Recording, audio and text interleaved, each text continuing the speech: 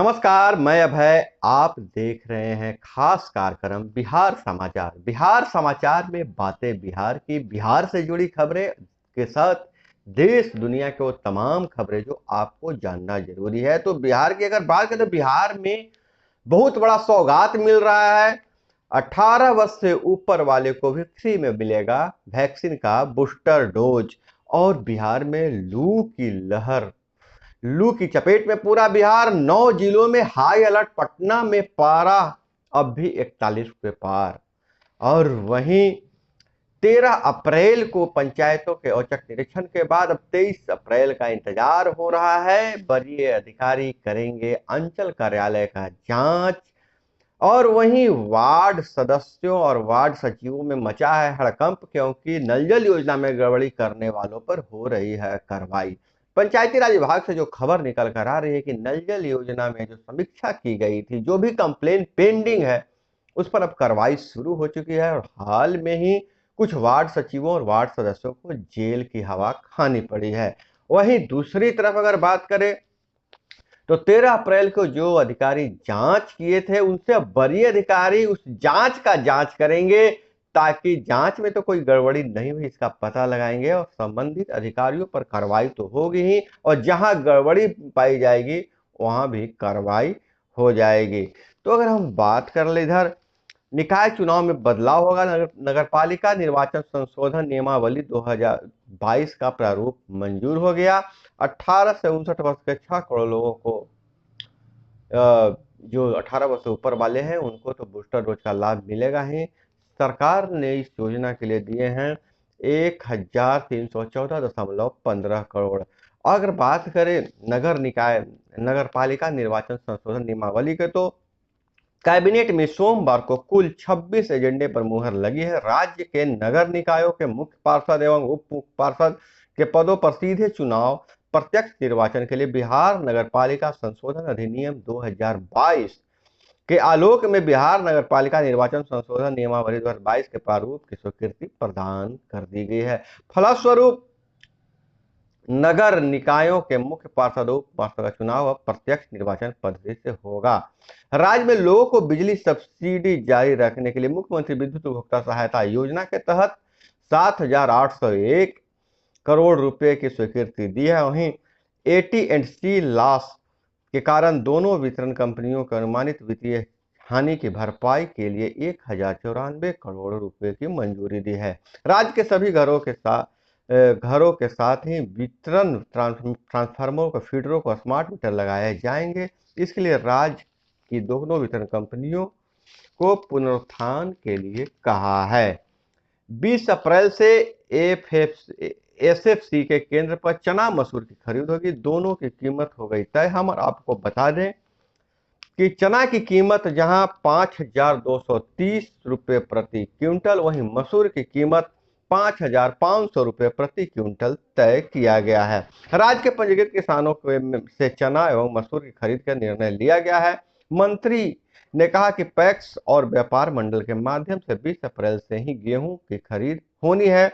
राज्य के मुख्यमंत्री नीतीश कुमार किसानों के चहुमुखी विकास के लिए हमेशा चिंतित रहते हैं, जैसा मंत्री जी ने कहा है। 2021-22 में रिकॉर्ड लगभग 44.70 लाख टन की खरीद हुई थी। आत्मनिर्भर बिहार 7 योजना 2 के तहत दलहन के उत्पादन को बढ़ाने के उद्देश्य से न्यूनतम समर्थन मूल्य पर किसानों से गेहूं, चना और मसूर की खरीद का निर्णय लिया गया है। तो यह था किसानी से खबर। वहीं बच्चों की पढ़ाई से एक बड़ी खबर आ रही है। अब जो सरकारी स्कूल के शिक्षक है उनको अब दुगना मेहनत करना पड़ेगा, क्योंकि कोरोना में बच्चों की छुट्टी पढ़ाई का कैचअप कोर्स किया जाएगा। 60 दिनों का यह कोर्स होगा। BEP ने सभी BEO मतलब प्रखंड शिक्षा पदाधिकारी DPO को पत्र भेजकर करवाने को कहा है। आप समझिए कैसे होगा, जैसे कोई बच्चा चौथा में था और उसको छठा में हो गया, पांचवा पढ़ा नहीं, या चौथा में था, चौथा पढ़ा नहीं, पांचवा में प्रमोट हो गया। ऐसी परिस्थिति में चौथी क्लास की जो भी मुख्य बिंदु है उसको कैचअप कोर्स में पढ़ाया जाएगा। इसी तरह से और जो पांचवा वाले छठे में चले गए, लेकिन पांचवा की पढ़ाई नहीं की है क्योंकि विद्यालय बंद था, तो पांचवा क्लास के जो मुख्य विषयों को उसको कैचअप कोर्स में उसको बताया जाएगा, पढ़ाया जाएगा। और राज्य में 11 जिलों में होगी जेईई एडवांस की परीक्षा। 209 शहरों में होंगे सेंटर। और हज के लिए उम्र सीमा तय कर दिया गया है। एक और गाइडलाइन जारी किया है। इस गाइडलाइन के अनुसार 10 जुलाई 2022 को 65 साल या इससे कम हो वही हज पर जाने के लिए ऑनलाइन आवेदन कर सकते हैं। यानी कि जिनका जन्म तिथि 10 जुलाई 1957 या उसके बाद की है, इस साल हज पर जा सकेंगे। हज फॉर्म भरने की आखिरी तिथि 22 अप्रैल 2022 है। बिहार हज कमेटी के कार्यपालक प्राधिकारी राशिद हुसैन ने बताया कि उम्र सीमा में करीब 70 दिन की बढ़ोतरी होने पर बिहार के 20 से 25 लोग हज पर जा सकते हैं, और जो 30 अप्रैल 2022 में नहीं आ पाए थे।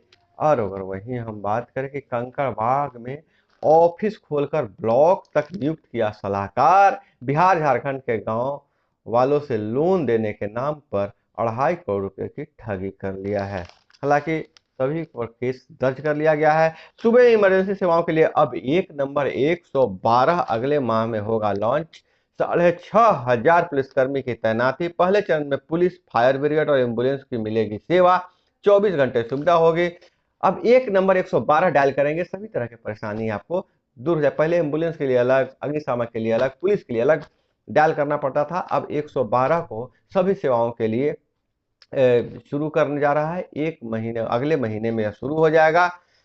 सभी इमरजेंसी नंबर पर एक प्लेटफॉर्म पर होंगे। इमरजेंसी वाहनों में जीपीएस मैप होगा। हर जिले में बनेगा कोऑर्डिनेशन सेंटर। पटना में बिहार पुलिस रेडियो परिसर में इसका सेंट्रल कमांड स्थापित होगा। 24 एसआई डिस्पैच कर काम करेंगे। कॉल करते ही स्वतः कंप्यूटर में मामला रजिस्टर्ड हो जाएगा। और कोरोना को लेकर बात करें कि देश में 2218 नए कोरोना मरीज मिले हैं, एक महीने में सर्वाधिक है। मरीज बढ़े हैं लेकिन मौतें देश भर में सिर्फ 2 भर्ती की नौबत नहीं है। यह टीका का असर, इसलिए टीका जरूर लें। मार्च में थोक महंगाई बढ़कर 14.55% लगातार 12वें महीने 10% से ऊपर रही है महंगाई दर। और वहीं हाजीपुर की घटना है। एसएसबी जवान ने फोन छीनकर भाग रहे स्नेचर को पकड़ा तो अपराधियों ने मार दी गोली, पैर में गोली लगी है। और पानी के लिए प्रिंसिपल के घर पर पथराव। जवाहर नवोदय विद्यालय भभुआ से खबर आ रही है। प्रिंसिपल के घर पर छात्रों ने पथराव किया है। 24 छात्रों को निलंबित कर दिया गया है।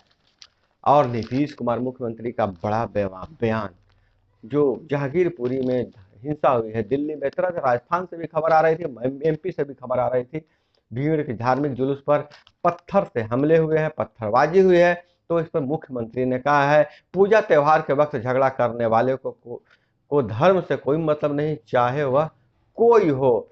सीएम ने कहा प्रशांत किशोर से व्यक्तिगत संबंध है, राजनीतिक रूप से क्या करते हैं उससे मतलब नहीं। और वहीं मुख्यमंत्री के जनता दरबार में समस्या बताया। एक युवक ने कहा घूस न देने पर नहीं दिया घर, अब धमकी भी दे रहा है। और